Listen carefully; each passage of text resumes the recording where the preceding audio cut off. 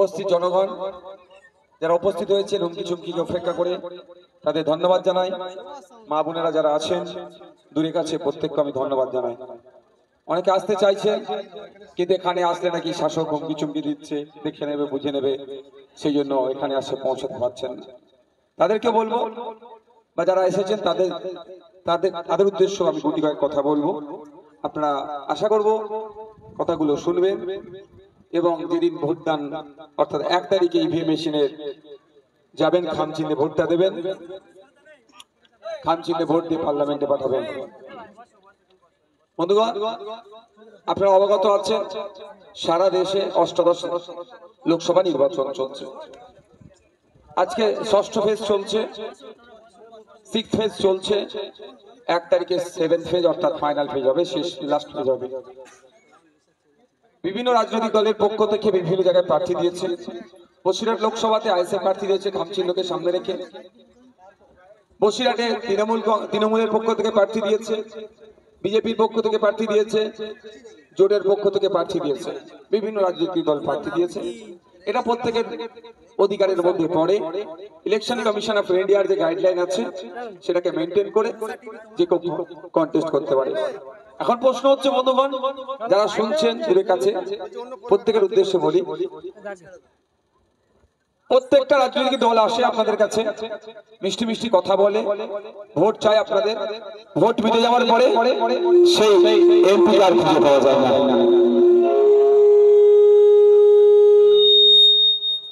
সেই এমপি আর খুঁজে পাওয়া যায় না।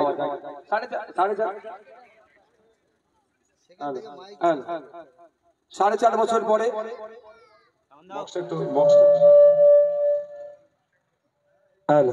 4.5 বছর পরে আবার তারা ভোট চাইতে আসে। তো ভোটের সময় আসলে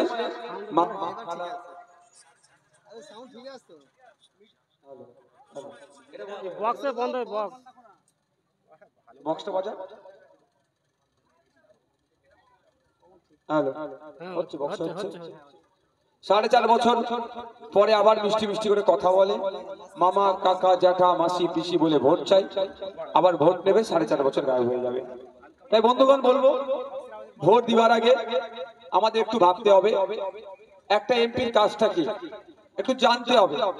এমপির সর্বপ্রথম কাজ হচ্ছে এই নির্বাচনী ক্ষেত্রে এই বসিরহাট লোকসভার মানুষের চাওয়া পাওয়া, অভাব অভিযোগ,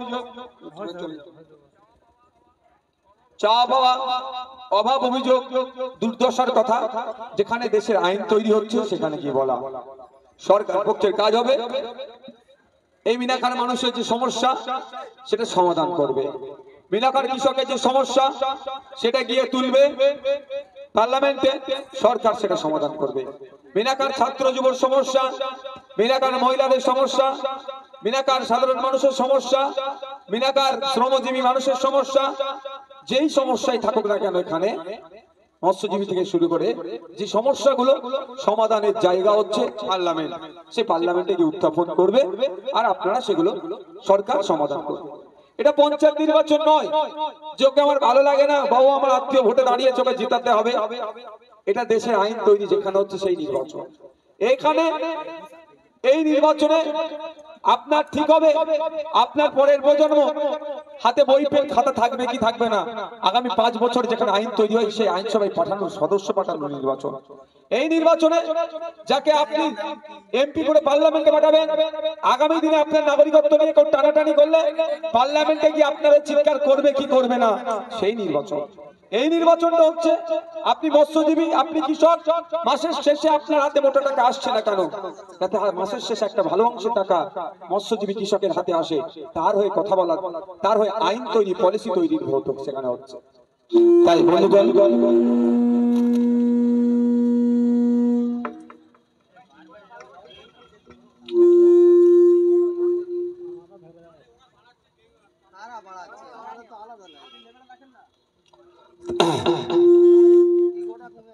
একটু কম দাও।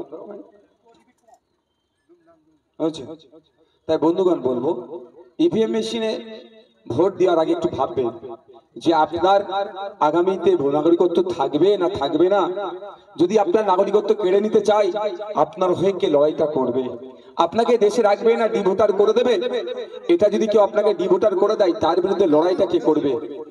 সেই লড়াই করার জন্য আমরা এমপি করে পার্লামেন্টে পাঠাই। সেই এমপি আমাদের কে হবে সেটা ভাবতে।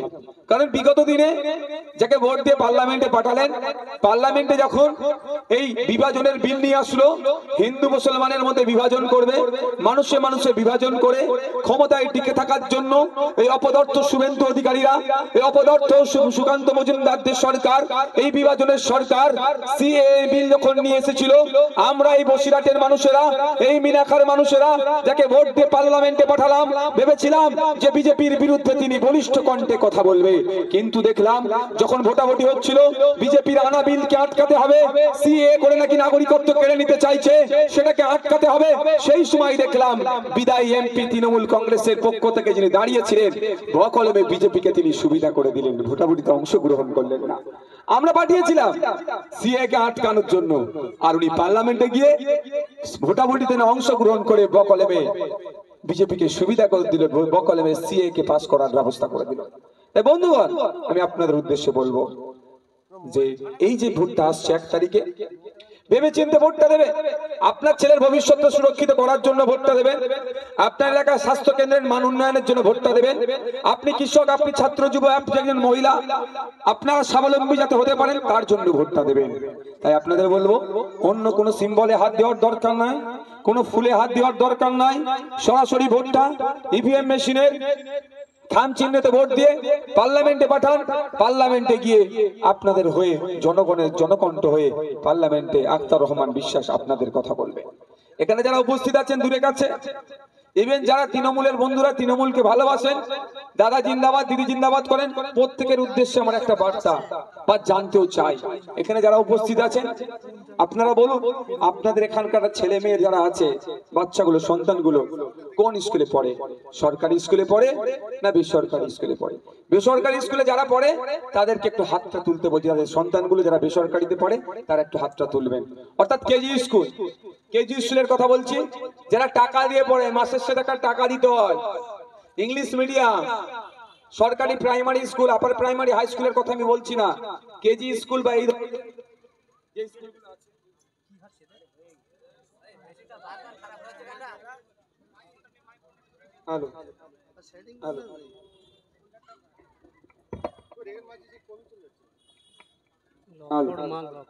আমি পৌঁছে দিন, ও বেটাকে আমি কোর্টে টেনে নিয়ে যাব, কোর্টে হাইকোর্টে নিয়ে গিয়ে মামলা করব, ওর বিরুদ্ধে মামলা করে ওর কাছ থেকে বাড়িটা কেড়ে আপনার এলাকার গরিব মানুষকে দেব।